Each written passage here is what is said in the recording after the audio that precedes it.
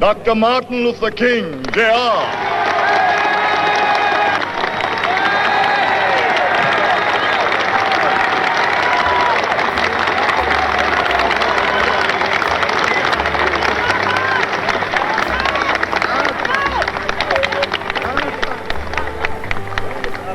I am happy to join with you today in what will go down in history as the greatest demonstration for freedom in the history of our nation.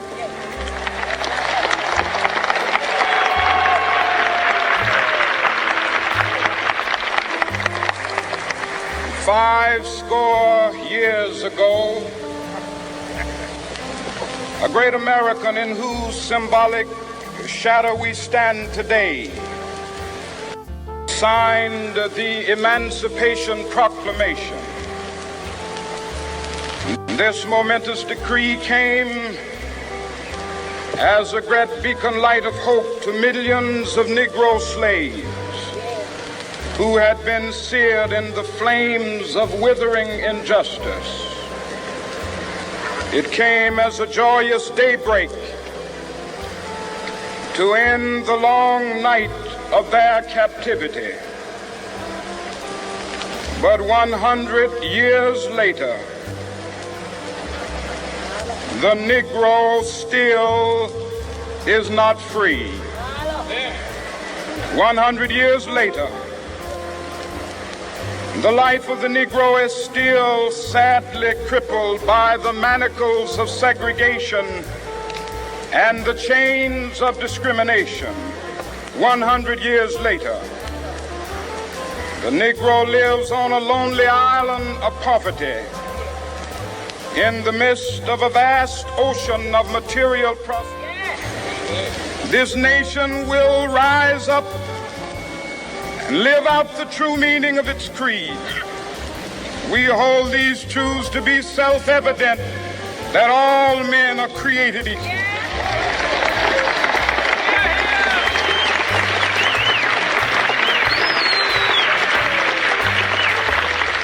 I have a dream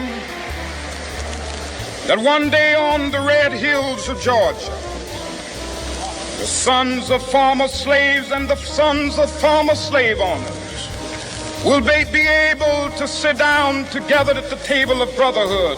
I have a dream that one day,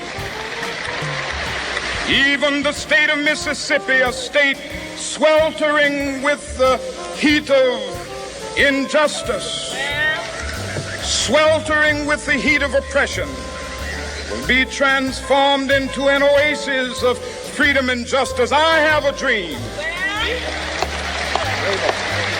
that my 4 little children will one day live in a nation where they will not be judged by the color of their skin, but by the content of their character. I have a dream today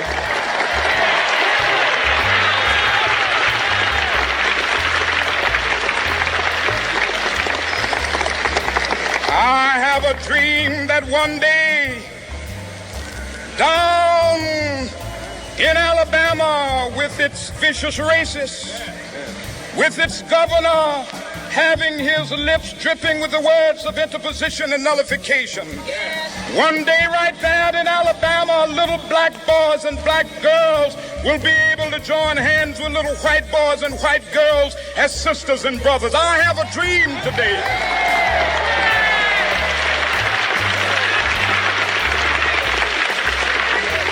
I have a dream that one day every valley shall be exalted, and every hill and mountain shall be made low. The rough places will be made plain, and the crooked places will be made straight. And the glory of the Lord shall be revealed, and all flesh shall see it together. This is our hope. This is the faith that I go back to the South with. With this faith, we will be able to hew out of the mountain of despair a stone of hope. With this faith, we will be able to transform the jangling discords of our nation into a beautiful symphony of brotherhood.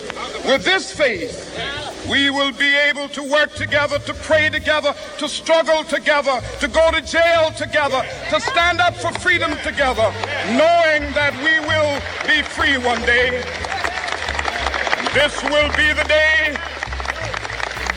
This will be the day when all of God's children will be able to sing with new meaning, "My country, tears of thee. Sweet land of liberty, of thee I sing. Land where my fathers died, land of the pilgrim's pride. From every mountainside, let freedom ring." And if America is to be a great nation, this must become true. And so let freedom ring from the prodigious hilltops of New Hampshire. Let freedom ring from the mighty mountains of New York. Let freedom ring from the heightening Alleghenies of Pennsylvania. Let freedom ring from the snow-capped Rockies of Colorado. Let freedom ring from the curvaceous slopes of California. Not only that, let freedom ring from Stone Mountain of Georgia. Let freedom ring from Lookout Mountain of Tennessee. Let freedom ring from every hill and molehill of Mississippi, from every mountainside.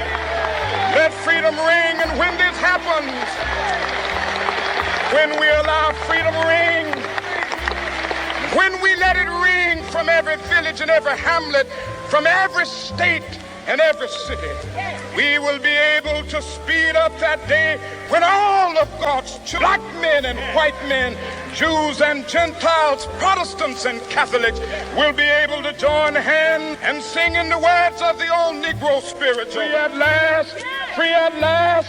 Thank God Almighty, we are free at last.